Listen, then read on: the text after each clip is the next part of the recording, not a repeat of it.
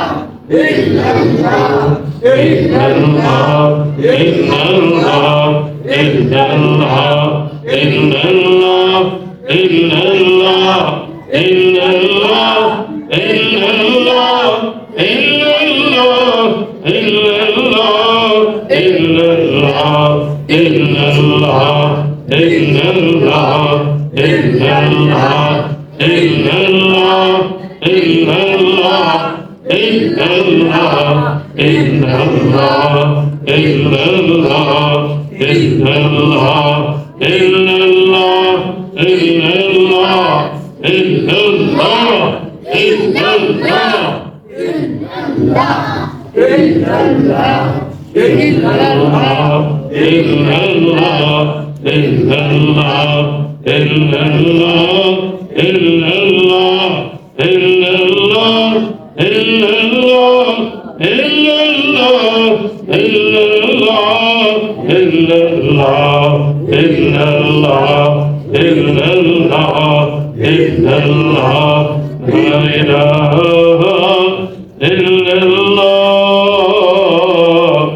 سيدنا وكريمنا وشفيعنا مولانا محمد رسول الله صلى الله عليه وعلى آله وصحبه وبارك وسلم تسليما كثيرا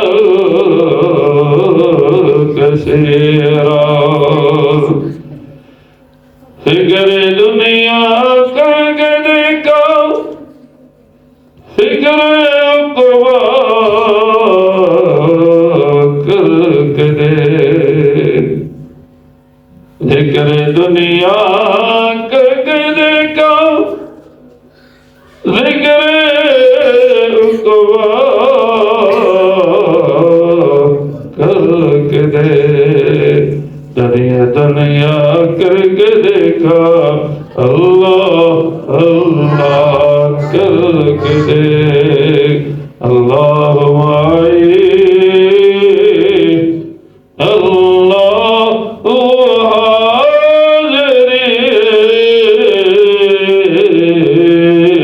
حاضری اللہ ناظری تو رہے اٹھتے بیٹھتے سوتے جاگتے ہر پہر ہو اللہ اللہ اللہ اللہ اللہ اللہ اللہ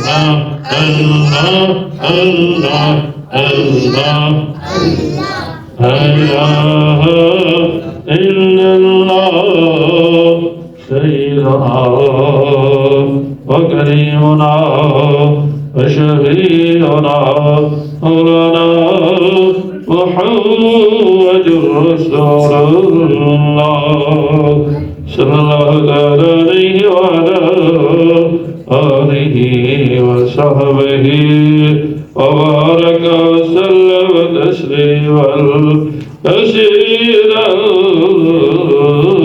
کثیرا.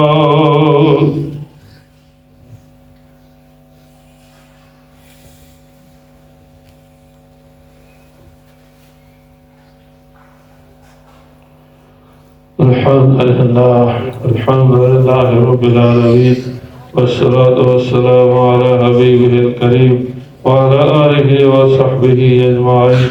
اللهم صل على محمد وعلى آل سيدنا ومولانا محمد عبدك ورسولك وصل على المؤمنين والمؤمنات والمسلمين والمسلمات يا ربنا يا ربنا يا ربنا يا ذا الجلال والإكرام يا ذا الجلال والإكرام يا ذا الجلال والإكرام. يا رب صل وسلم دائما أبدا على حبيبك خير الخلق كلهم والحبيب الذي ترجى شفاعته بكل حول من الأحوال المتهم. يا أرحم الراحمين يا أرحم الراحمين يا أرحم الراحمين ارحم أمة محمد صلى الله عليه وسلم. يا أرحم الراحمين اغفر أمة محمد صلى الله عليه وسلم. لا إله إلا الله الحليم الكريم.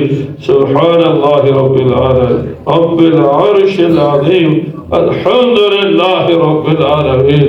اللهم إنا نسألك بموجبات رحمتك ودائم مغفرتك والغنيمة من كل بر والسلامة من كل إثم. اللهم لا تدع لنا ذنبا إلا غفرته ولا هما إلا فرجته ولا دينا إلا قضيته ولا مرضا إلا شفيته ولا حاجة من حوائج الدنيا والآخرة إلا قضيتها يا أرحم الراحمين. اے اللہ کریم امت کے اجتماعی گناہوں کو معاف فرما. اللہ انفرادی گناہوں کو معاف فرما. عافیت دارین ہم سب کو نصیب فرما. جنہوں نے دعاؤں کے لیے کہا توقع رکھتے ہیں اے اللہ سب کی مرادوں کو پورا فرما. یا اللہ جو جس پریشانی میں ہے یا اللہ جس میں مبتلا ہے تو جانتا ہے یا اللہ سب کی پریشانی کو دور فرما. تک دست ہے تک دستیاں دور فرما. بیمار ہے شفائے کاملہ عاجلہ مستمر عطا فرما. ہمارے قاری شہزاد صاحب کے بیٹے ہسپتال میں ہیں اس کے لیے بھی دعا کرو. اور بھی جتنے بچے ہیں بوڑھے ہیں مرد ہیں عورتیں ہیں ہمارے شوکت خان صاحب ان کی بچی بیمار ہے اور بھی جنہوں نے دعاؤں کے لیے کہا توقع رکھتے ہیں اے اللہ بچے ہیں بوڑھے ہیں مرد ہیں عورتیں یا اللہ جو بھی گھروں میں ہسپتالوں میں بیمار ہے اے اللہ سب کو شفائے کاملہ عاجلہ مستمر عطا فرما. مقروضوں کے قرضے کی ادائیگی کی سبیل عطا فرما. بے ہدایتوں کو ہدایت نصیب فرما. بے نمازوں کو نماز پڑھنے کی توفیق عطا فرما. یا کریم رب جماعت کے ساتھ نماز پڑھنے کی توفیق عطا فرما. کریم اللہ ہمارے ہر یا اللہ وقت کو یا اللہ ہمارے مال کو اے اللہ ہماری صلاحیتوں کو ہماری دوست احباب کی صلاحیتوں کو یا اللہ اپنے رضا کے کاموں میں استعمال فرما. اپنی ناراضگی کے کاموں میں اپنی ناراضگی کے کاموں سے بچنے کی توفیق عطا فرما. اس جگہ کو انتہائی قبول فرما. یا اللہ مدارس و مساجد کی ضروریات اے اللہ ہم سب کی ضروریات اے اللہ اپنے غیب کے خزانے سے پوری فرما. یا اللہ سب سے بڑی ضرورت یہ ہے کہ یا اللہ تو ہم سب سے راضی ہو. اے اللہ اور عمرے کے لیے یا اللہ دوست احباب گئے ہمارے دوست اصغر صاحب بھی گئے یا اللہ ان کی دعاؤں میں ہمارا حصہ فرما. یا اللہ وہ مبارک شہر یا اللہ ہمیں بھی نصیب فرما. یا اللہ پہ بننے کا وہ بھی کرنے کا یا اللہ حج و عمرے کی سعادت بار بار نصیب فرما. ہر بار نصیب فرما. ہر سال نصیب فرما. پہ بننے کا اب کرم کیا یا اللہ ہر وقت یا اللہ اپنے دھیان نصیب فرما، اپنی معرفت نصیب فرما یا اللہ، ذکر کی لذت و حلاوت نصیب فرما، درود شریف کی کثرت نصیب فرما یا کریم اللہ، موت کی سختی سے، قبر کے عذاب سے، جہنم کی آگ سے ہم سب کو محفوظ فرما اور ملک میں استحکام نصیب فرما، ملک کی سرحدات کی حفاظت فرما، عافیت کے کرم کے فیصلے فرما، رحمتوں کا نزول فرما۔ جتنے ہمارے فوت ہو چکے دوست احباب عزیز و اقارب رشتہ دار، اے اللہ ہمارے والدین سمیت، اے اللہ ہمارے اساتذہ سمیت، اے اللہ سب کی قبروں کو نور سے بھر دے، اے اللہ سب کی قبروں کو جنت کے باغوں میں سے باغ بنا دے، اے اللہ ہمیں تیرے پاس آنے والے بہت سے بہرے بہت کی تیاری کی توفیق عطا فرما یا اللہ۔ خیر کی جتنی دعائیں آپ سے آپ کے پاک حبیب صلی اللہ علیہ وسلم نے مانگی اللہ کے ہمیں عطا فرما، جن شرور سے آپ کے پاک حبیب صلی اللہ علیہ وسلم نے پناہ مانگی ہم پناہ مانگنے میں پناہ دے دے، انت المستعان فارق البلا ولا حول ولا قوة الا باللہ صلی اللہ تعالی علی النبی الکریم وعلی آلہ وصحبہ اجمعین برحمتک یا